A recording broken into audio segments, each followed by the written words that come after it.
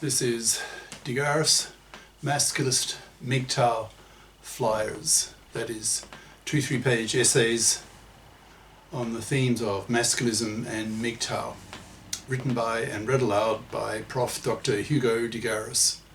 This is flyer number 360, entitled Feminists Provide the Carrot and Masculists the Stick in the FIPping of Fluffies. Description. This flyer suggests that as masculist ideas spread, that the masculist movement should start thinking about creating allies with other like-minded groups, for example, bi-conscious feminists, since the two groups have something fundamental in common, that is, both want to see the FIPping of women. The feminists want to see women become FIPs so that women can become financially independent of men, thus liberating women from the subjugation of men's will. And the masculists want to see the FIPping of women so that men can be freed from the manslavery of fluffy parasites. This commonality promotes bridge building between the masculists and future potential allies. Flyer itself.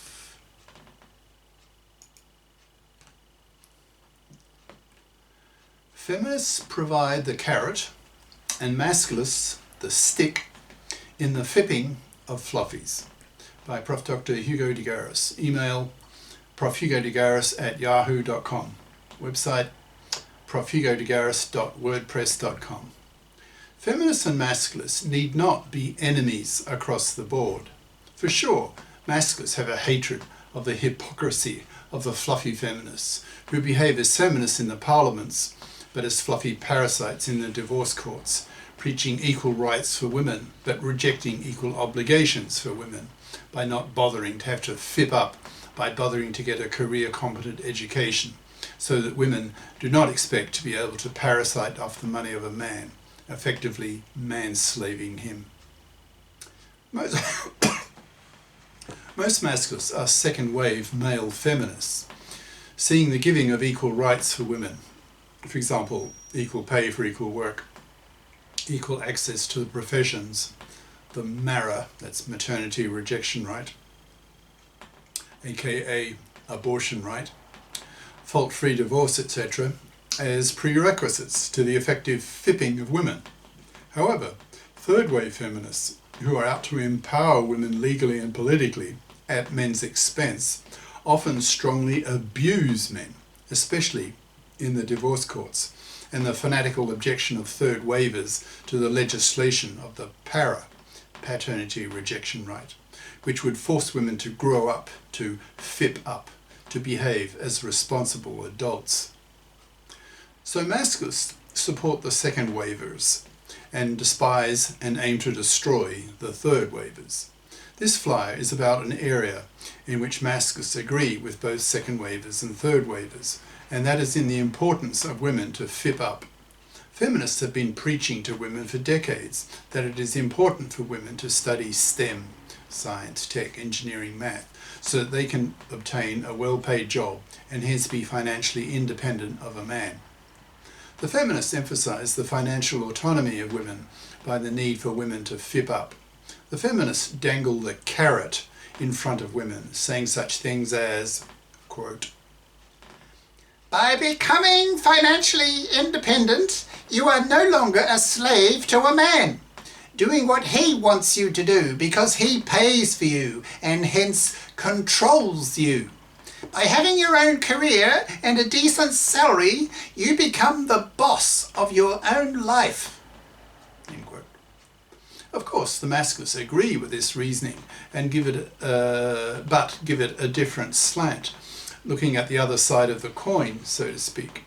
You can say that the feminists are dangling the carrot at women, whereas the masculists are waving the stick at women, threatening them with that if you women don't FIP up, that is, become FIPs, then the masculists will hit you with the proverbial stick, punishing you severely by forcing you to rot on the shelf, totally ignored by masculists and MGTOWs, which in time will be most men, as most men adopt masculist attitudes, the way feminism has infiltrated most women's minds over the past half-century. As masculism spreads throughout the world, women will feel the growing moral and psychological pressure on them to fip up or be punished by men, ignored by men, spat at by men for being fluffy parasites, immoral, parasitic, manslaving vermin. Soon, there will be masculist groups in every high school, putting powerful moral pressure on young high school women to fip up or be dumped by potential quality man dates. So, with the feminist carrot and the masculist stick, women should be really feeling the heat in the coming years, as both are applied to fluffies, that's traditional women who don't bother to fip up, expecting to be able to parasite off the money of a man, sexploiting him, having him work for her, having him be her manslave. So you can say that the feminists are out to FIPpify women so as to liberate women, that is the feminist emphasis.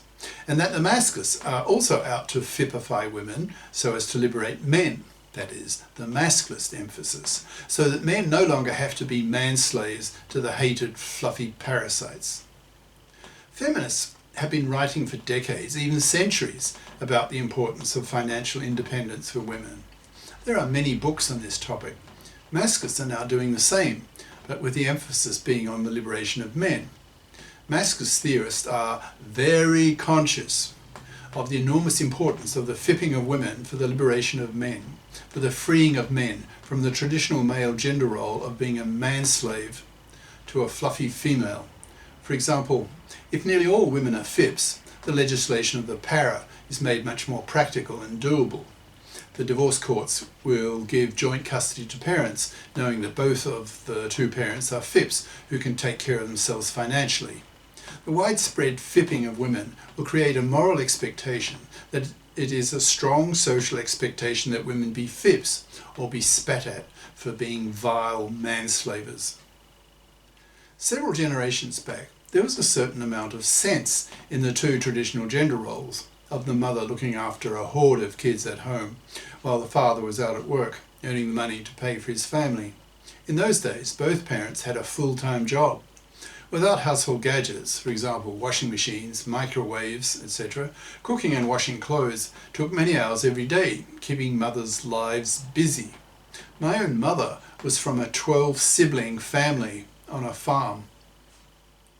The Industrial Revolution, the factory system, etc., led to the need for the nuclear, non-multi-generational family, which had much greater mobility, which in turn was needed as company factories went regularly bankrupt and employees had to move quickly and easily to find work in other localities.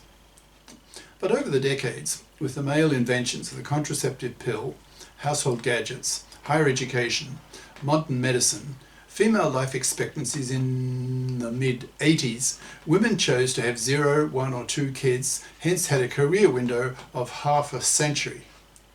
This changed everything, especially for men. Once women could work, that is, in paid employment, the masculist movement was born, which started telling women, quote, "Now that you women can work, you must work. Anything else is manslavery, and hence a moral abomination. If you remain manslavers of men, then in the limit, we will kill you." The masculists claim that manslavery is slavery. Slavery rouses passions. Slavery is a war issue. Look at the root cause of the US Civil War. The masculists are at war against the fluffy parasites and against the fluffy feminist hypocrites. End quote. Masculist theorists are hyper-conscious of the importance of the FIPping of women and the critical role it will play in solving most of the problems addressed by the masculists, especially manslavery, the lack of a para, etc. With nearly all women as FIPs, and as a result of that, the men fairing of the gender laws, men can undergo a revolution in their traditional gender role, comparable to what women went through in the 60s and 70s, when millions of women found that they had time in their hands with their few kids, and so streamed into the workforce. Once women became FIPs, well, maybe a quarter of them, men could then afford to work less, devote more time and attention to their own interests and not be a manslave to a woman in order to get regular sex from her, which was a devil's bargain, a true man trap. Thus, one sees what a major social revolution the male invention of the contraceptive pill was. It liberated women, which in turn liberated men. In fact, the liberation of men is really only in its baby steps, since society, and nearly all women, are still oblivious to the idea that men need liberating. After half a century of feminist rhetoric, most women have the deluded impression that gender politics is a one-way street, that only men are gender oppressors. It's the role of the masculist theorists to educate women and society in general that gender oppression is definitely a two-way street. Masculists need to broadcast their message now that that message has been already fairly well clarified by the masculist theorists. The time is now right for masculists to get out into the streets, haranguing the feminazis for all their sexist hypocrisies, especially in the divorce courts. The masculists need to contact the journalists and educate them into masculist ideas, especially the male journalists, who are as brainwashed by half a century of feminism as is the culture as a whole. As masculist ideas spread, the more moderate of the feminists will become bi-conscious, that is, they will sympathise with the plight of the masculists and see both sides of the gender oppression issues. The masculists can then work with these bi-conscious feminists, trying to persuade them that there is quite a lot of overlap between the feminists and the masculist programs for society, especially in regard to the need for the FIPping of women. The feminists want to FIP women in order to give women financial autonomy. The masculists want to FIP women in order to liberate men from manslavery, so that men have more options with their lives, not being obligated to pay a very heavy price to get regular sex from a woman. That is, by becoming her manslave, working for her, so that she doesn't have to bother to FIP up, can sit on her fat parasitic ass and live off a man's money, who pays for her to raise her kids in a middle-class house, both of whom she can rip away from him easily a decade later in the hated, fluffy feminist hypocrite-dominated divorce court system. Many universities have education programs to promote the study of STEM fields amongst young university women. The masculists need to approach such feminists and say that your feminist carrot approach alone will not be as effective as a combined carrot and stick approach, that is, combining the feminist carrot with the masculist stick, that is, with the masculist threat, that if women don't FIP up, they will pay a very heavy price, that is, they won't get a man, hence will be loveless, sexless, babyless, and as masculism spreads throughout the society, will be spat at, certainly by men, and increasingly by bi-conscious feminist women. Such fluffy women will be seen as pariahs, to be excluded from society, forcing them to FIP up or be ostracised. The take-home message of this flyer is, I suppose, that masculists need to be thinking more politically, more strategically, putting out feelers towards potential allies in the masculist struggle to amend fair society, to force women to FIP up, to mend fair the gender laws, to rid society of the current monoconscious, hypocritical sexism of the hated feminazis who remain clueless as to how women oppress men. To the extent that feminist and masculist agendas overlap, then we masculists should be thinking about allying ourselves with the bi-conscious feminist to mutual benefit. Cheers. Prof. Dr. Hugo degaris. Email profhugodegaris@yahoo.com.